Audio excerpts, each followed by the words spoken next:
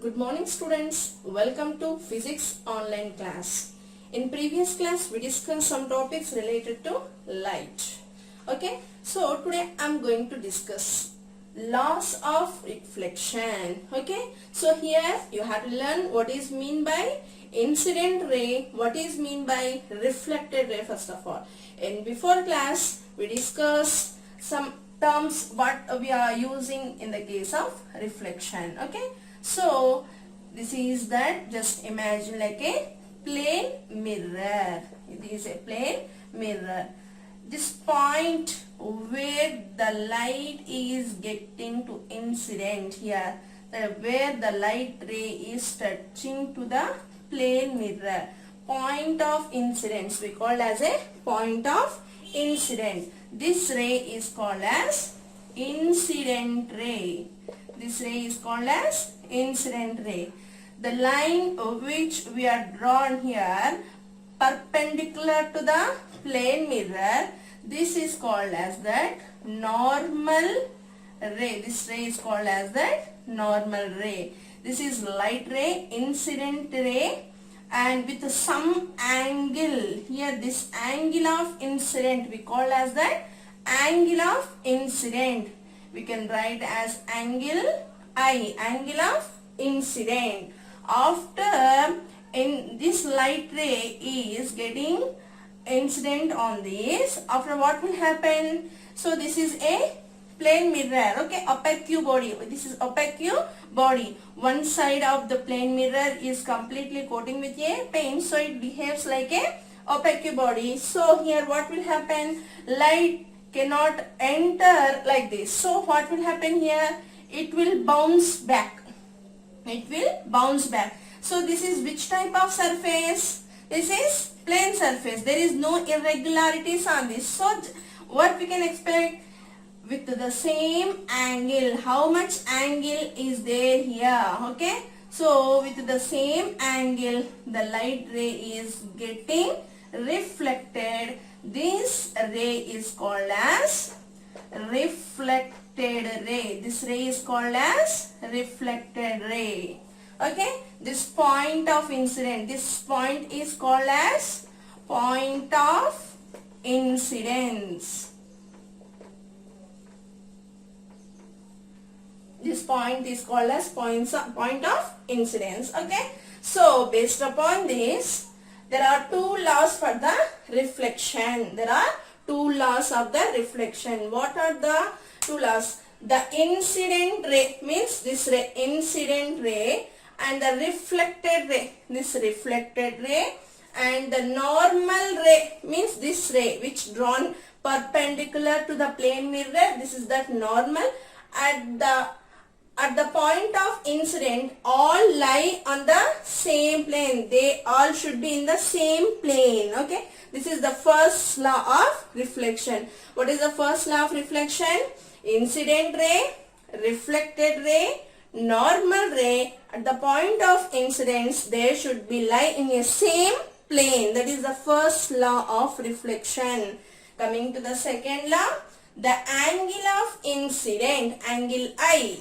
The angle of incident is always equal to the angle of reflection. Angle I is always equal to the angle R. So here in which cases we can expect like this? Irregular reflection is there. Irregular reflection. Can we expect angle I is equals to angle R in case of irregular reflection? No. Angle I is not equal to angle R in case of irregular reflection. We can expect this. The angle of incidence is always equal to the angle of reflection only in the case of regular reflection. Means here the surface should be a plane surface. There should not be any irregularities on the surface. We can get this second law, angle I is equals to angle R. These are the two laws of reflection. Here you have to learn different terms related to that reflection. You should learn what is the point of incident, what is the normal ray, what is the incident ray, next reflected ray. Okay, then coming to that, laws of reflection. The first law of reflection, the incident ray, the reflected ray and the normal at the point of incident all lie on the same plane. This is the first law of reflection. Coming to the second law, the angle of incidence is always equal to the angle of reflection. We can say as that is angle I is equals to angle R. We can expect this angle I is equals to angular only in the case of regular reflection. There should not be any irregularities on the surface, so that we can get that angle I is equals to angle R. But in the case of irregular reflection, there may be irregularities. Ups and downs are present on the surface. So, angle I is not equals to the angle R in the case of irregular reflection. Okay. So, the next topic is about spherical mirrors. Spherical or curved mirrors. Generally, plane mirrors are not only mirrors which we can see the images. Some mirrors which are in a curved shape also will get the images. Like for example, you can take some shiny bowls, polished surfaces. Okay, all these behaves like a mirrors only. Here the shiny surface is depends upon the reflecting surfaces. Depends upon the reflecting surface. For example, if you take a small sphere, okay, so just imagine small sphere. In this small sphere, if this small part of the sphere, this small part of the sphere will act like a mirror. Here it depends upon the reflecting surface. Either this may be a reflecting surface, means outward. Okay, outward can act like a reflecting surface, or inward. Inward is there, na inward. Okay, that also can act like a reflecting surface. So here, based upon this, we can get either magnified or diminished images in the case of spherical or curved mirrors. Okay, what type of images we will get? Either diminished images or magnified images we will get in the case of spherical or curved mirrors. Okay, so here you can see that, just imagine one sphere. Different terms I written here. I am going to explain this. Understand it carefully. So just imagine this part as a mirror. In the mirror, the center point is there. The center point we can denote as a C. The center point of the sphere is called as the center of curvature. Okay, what we call center of curvature. What is center of curvature? The center of the sphere is called as center of curvature. It is denoted with the letter C. Next, coming to that, the distance between the center of curvature from here to this mirror, the center here, pole, we call this point as a pole. This is called as a pole. Distance is called as the radius of curvature. Radius of curvature means it is the radius of the sphere of which the mirror forms a part. Okay, is called as the radius of curvature. And one line here passing through the center of curvature. This line is called as the principal axis. Okay, line which passing through the center of curvature is called as the principal axis. This pole is the geometric center of the mirror. The pole, this part of this mirror, this is called as the pole. This point is called as the pole. Pole is the geometric center of the mirror. Okay, these are the certain terms related to the curved or spherical mirrors. Based upon this here, reflecting surfaces. Based upon the reflecting surfaces, there are two types of these curved mirrors. There are two types of curved mirrors. What are the two types of curved mirrors? Concave mirror and convex mirror. So on which basis this classification is depends upon the reflecting surface. Depends upon the reflecting surface. Concave mirror and convex mirror. Okay, just take like one sphere. In this sphere, one part of the sphere, okay, one part of the sphere act like a mirror, okay, curved mirror. Just imagine that is a curved mirror, okay. So here what happened? Here reflecting surface is inverse.